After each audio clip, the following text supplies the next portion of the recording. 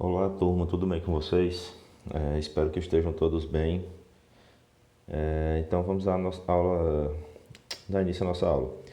É, Hoje, pessoal, quero dar logo um aviso a vocês que na próxima semana será a última aula do semestre, certo? Então, na próxima semana a aula vai ser para vocês realizarem as atividades que estão pendentes. Quem não fez todas as atividades ainda vai ter a aula da próxima semana para terminar essas atividades e me enviar. Por quê?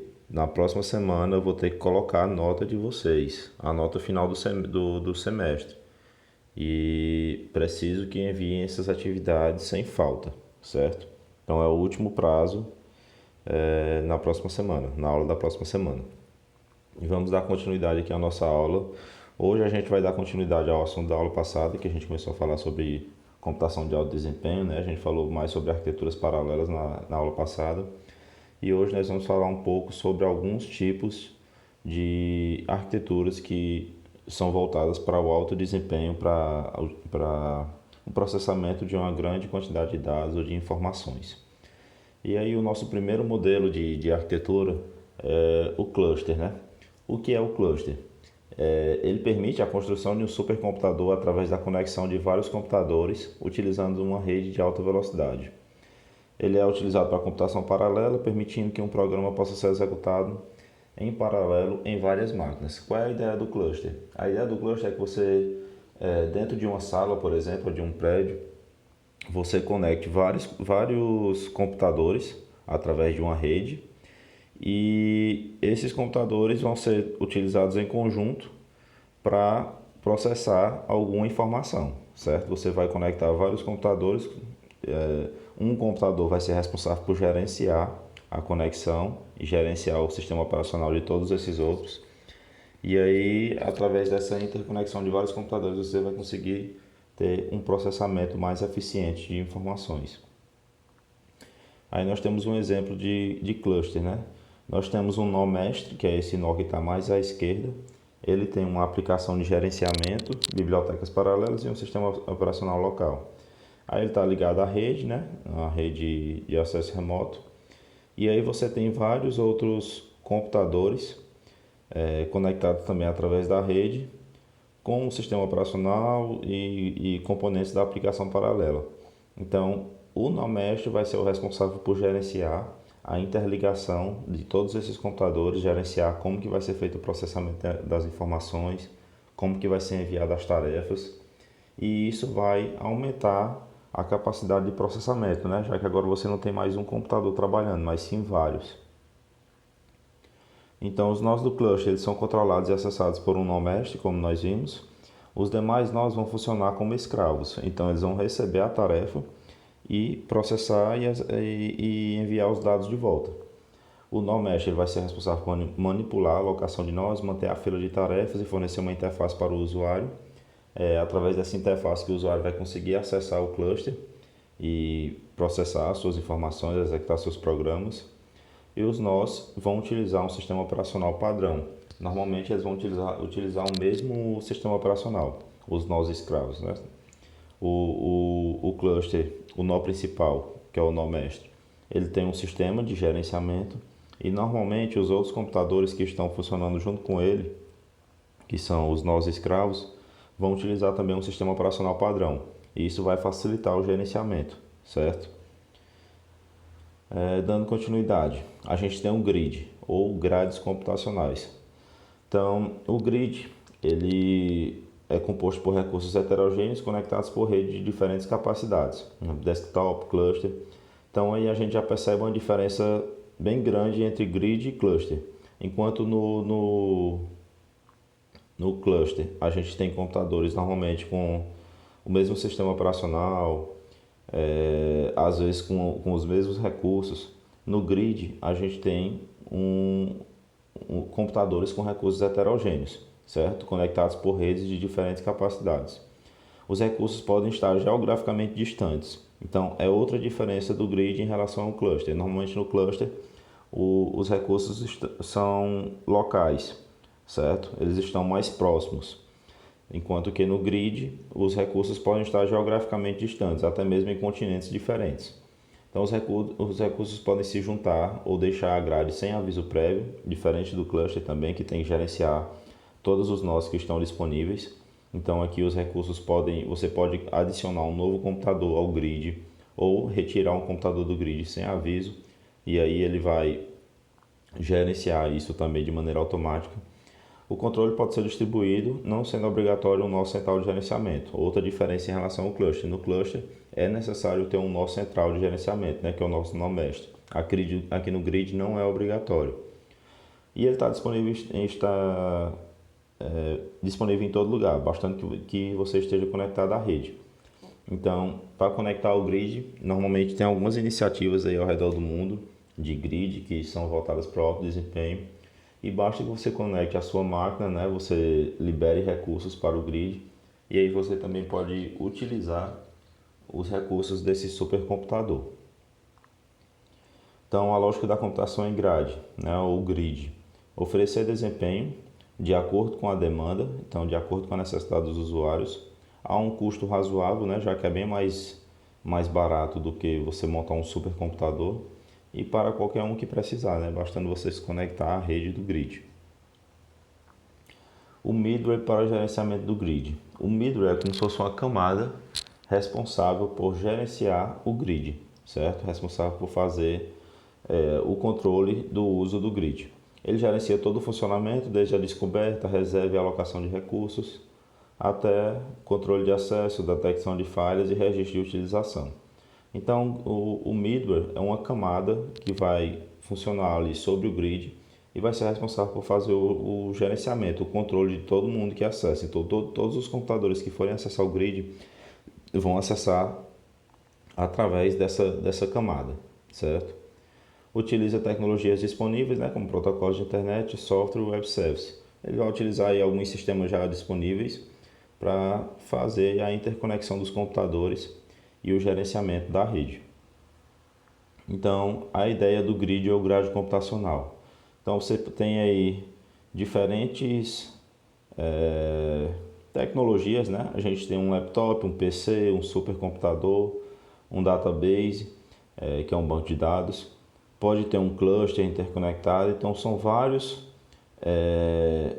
componentes heterogêneos que podem estar localizados em diferentes locais do mundo e vão estar interconectados através dessa redezinha do grid, formando um supercomputador, certo?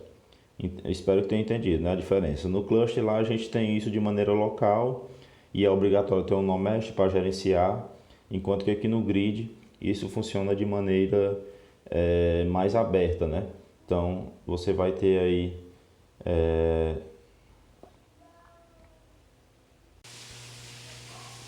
a junção aí de vários computadores heterogêneos, né? Várias máquinas heterogêneas formando um supercomputador. E aí nós temos o nosso último modelo de arquitetura que a gente vai ver nessa aula de hoje, que é o Cloud Compute, né? Que é a computação em nuvem. É um dos modelos que vem sendo mais utilizados atualmente.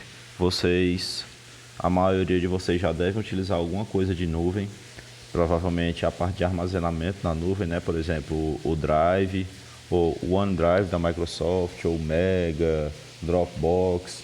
Todos esses e muitos outros aí são serviços de armazenamento na nuvem, armazenamento de informações de dados na nuvem. Então, o Cloud Computing, né, a computação em nuvem, permite o acesso de forma onipresente e sob demanda a um conjunto de recursos compartilhados e configuráveis, por exemplo, redes, servidores, armazenamento, aplicação. Então, a nuvem ela não é utilizada apenas para armazenar dados, como vocês estão acostumados. Ela é muito utilizada também para processamento de informações, para criar máquina virtual, colocar seus dados lá na nuvem e seus programas para executar na nuvem. Então, existe uma grande quantidade de tipo de uso para essa computação em nuvem, certo? Você pode usar ela de diversas maneiras diferentes aí, chegando até o ponto de você não precisar do seu computador local, né? A não ser para verificar se o sistema está rodando certinho ou para subir algum sistema para a nuvem. O recurso ele parece infinitamente escalável e possui alta disponibilidade. Isso é uma questão que varia, né, de empresa para empresa que você estiver utilizando. Normalmente, se você usar uma empresa como o Google ou a Amazon e você estiver utilizando um bom serviço deles, realmente esse serviço vai parecer infinito e escalável sempre, né? Eles têm uma grande quantidade de servidores que você pode utilizar e aí você pode exigir uma grande quantidade de capacidade de processamento de informações, certo? Que eles vão conseguir disponibilizar isso para você. A localização dos recursos, normalmente ela é invisível para o usuário, então normalmente você não sabe, por exemplo, quando você coloca uma foto no Drive, você não sabe em que local ela foi armazenada. Você colocou ela no Drive, mas o local físico mesmo, onde está o servidor que armazenou aquela foto lá que você guardou, normalmente você não sabe. E dependendo do serviço que você utilizar, essa foto ela pode ser armazenada em vários locais diferentes, como forma de aumentar a disponibilidade, certo? Então, se um servidor falhar, você vai conseguir buscar essa foto em um servidor de outro local. E aí tem alguns exemplos aí de computação em nuvem, né? Empresas que fornecem computação em nuvem, que é a Google, a Amazon, Microsoft, dentre várias outras aí que existem. Então, como que funciona aí as camadas da computação em nuvem? Nós temos na primeira camada, que é a camada mais superior, o software como serviço. E aí você tem serviços web, multimídia, aplicativos de negócios. Então, o software como serviço é na camada de aplicação, certo? Então, aí a gente tem Google Docs, por exemplo, Gmail, YouTube, Flickr, Instagram e vários outros aplicativos que você pode criar e rodar na nuvem, que eles vão estar nessa camada de software como serviço. Em seguida, nós temos a plataforma como serviço, que aí o software ele é um framework, que aí você tem Java, Python, .NET, armazenamento de banco de dados, e aí você tem como exemplo o Google App Engine, que é uma plataforma aí voltada para desenvolvimento de aplicativos, e a Microsoft Azure também, que é uma ferramenta de nuvem da Microsoft. E em seguida nós temos a infraestrutura como serviço, que aí a gente tem a camada de infraestrutura, que tem a parte de computação, que são máquinas virtuais, o VM aí. Você pode criar uma máquina virtual semelhante ao seu computador, ao seu desktop, ou muito melhor do que isso. E o armazenamento em blocos e em arquivos, né? Armazenamento em blocos seria para armazenar a grande quantidade de informações de uma vez. E aí tem dois exemplos aí, o Amazon S3 e o Amazon EC2. No Amazon S3 ele funciona como diferentes blocos que você cria lá na rede, ele chama de bucket, que é como se fosse balde em português, e você consegue criar vários buckets lá e colocar uma grande quantidade de dados dentro dele, armazenar suas informações dentro dele. O Amazon EC2 é voltado para a criação de instâncias virtuais, de máquinas virtuais. Eu utilizo um exemplo, um serviço do Amazon, já usei o S3, não estou utilizando atualmente, e estou utilizando atualmente um serviço do Amazon EC2. Então, ele permite que eu crie uma máquina virtual, um computador virtual, deixe rodando na rede, o computador está sempre ligado lá no serviço da Amazon, né, na nuvem da Amazon, e executando as tarefas que eu pedi para ele executar. E embaixo nós temos os data centers, né, que são responsáveis por armazenar aí uma grande quantidade de informações e dados. Então, continuando. No Cloud Computer, as aplicações passam a rodar em servidores remotos, ao invés de no desktop ou celular do usuário. Inclusive, tem vários jogos que vocês gostam aí, que jogam no celular, que eles não rodam no seu celular. Eles rodam na nuvem, você acessa ele através do celular.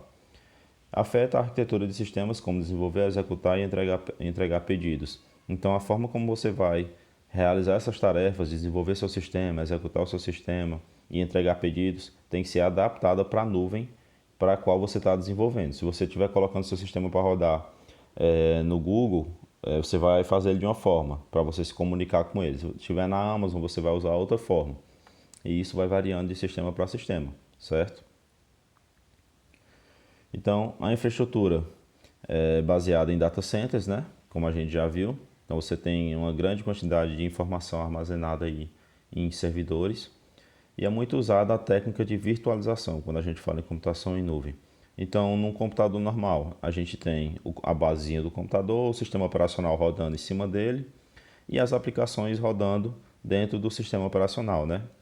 Num sistema com virtualização, você tem lá o seu servidor, o seu data center, uma grande máquina de virtualização, e essa máquina é capaz de criar uma quantidade enorme de computadores virtuais, cada um rodando o seu próprio sistema operacional e rodando suas próprias aplicações de maneira independente, certo? Essa é a ideia da virtualização. Você cria uma grande quantidade de máquinas virtuais de acordo com a capacidade do seu data center, e cada máquina virtual ela é independente. Ela pode ter o sistema operacional que você quiser colocar nela e pode rodar as aplicações que você quiser executar nela.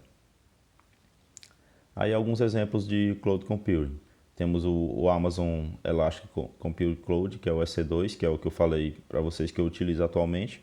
Ele permite a alocação de recursos sob demanda, por hora reservada ou quando houver necessidade. Então eu defino quando que eu vou utilizar o serviço. Se eu quiser, eu posso deixar ele rodando sem parar, ou se eu quiser, eu posso definir os horários que o meu computador virtual lá vai estar ligado, rodando, funcionando. Instâncias de máquinas virtuais com várias capacidades diferentes. Então, quando você cria a sua máquina virtual, você define a quantidade de memória que ela vai ter, a quantidade de espaço de armazenamento que ela vai ter, a capacidade de processamento, quantidade de núcleos de processador que ela vai possuir. Então, tudo isso é configurável. Uma grande variedade de sistemas e aplicações, você escolhe qual sistema operacional você vai querer instalar nela, tem uma grande variedade lá. O Windows, um monte de diferentes versões de Linux, de distribuições Linux, né? Então você pode utilizar a que for mais adequada ao seu projeto. E possui versão grátis por um ano. Então você tem, atualmente eles têm uma versão grátis por um ano, que é uma mais limitada, né? Mas que dá para você fazer muita coisa. E aí as outras versões são pagas. Outro exemplo aí, tem o Google Cloud Platform. O cliente ele pode usar o Google App Engine para desenvolver a sua aplicação e hospedar na infraestrutura de nuvem do Google. Então você usa lá a ferramenta do Google para desenvolver e utiliza o próprio sistema deles para armazenar, colocar a sua aplicação para rodar. Integrado com contas de usuário do Google, então isso é uma facilidade, né? Você já tem um login lá do usuário para usar a sua aplicação. O cliente ele pode alugar máquinas virtuais com diferentes configurações, semelhante ao serviço prestado pela Amazon. Então você escolhe a máquina virtual que você vai alugar e a configuração dela. E também tem uma política de preço flexível de acordo com o uso, certo? De acordo com a demanda do seu projeto. Então, em resumo, a gente estudou aí hoje cluster, o grid e o cloud computing, né? No cluster, aquela parte de ser local, né, o principal, e ter um nó mestre. Então, são vários computadores interconectados localmente e tem um nó mestre responsável por gerenciar a ligação desses computadores na rede e gerenciar o uso deles, né? Gerenciar quando um entra ou quando ele vai sair, certo? Então, no cluster é uma coisa mais limitada e mais controlada. No grid, a gente tem computadores, data center, pode ter um cluster interligado, enfim, vários computadores com tecnologias diferentes, com capacidades de processamentos diferentes, totalmente heterogêneos, interligados em diferentes locais. Não precisa estar no mesmo local, né? Pode estar geograficamente distribuído, então ele pode estar em diferentes locais do mundo. E ele é mais aberto, né? É uma arquitetura mais colaborativa. Então você pode entrar e sair nele a qualquer momento e utilizar os recursos também de acordo com a disponibilidade lá. Lembrando que tem um middleware responsável por fazer facilitar o acesso do usuário e fazer a ligação do seu computador com esse grid. E aí, por fim, nós temos o Cloud, que, como a gente acabou de ver, né, é uma das arquiteturas que está sendo mais utilizadas atualmente. Tira aquela necessidade de você ter um supercomputador em casa para rodar as suas aplicações e coloca essa demanda para a nuvem, né? Tem alguns serviços grátis, tem outros que são pagos se você precisar de um recurso mais robusto, mas dá para você fazer muita coisa utilizando a computação em nuvem, desde armazenamento até processamento de informações. Então é isso, pessoal. Bons estudos aí, façam as atividades. Qualquer dúvida, estou à disposição. Um abraço a todos.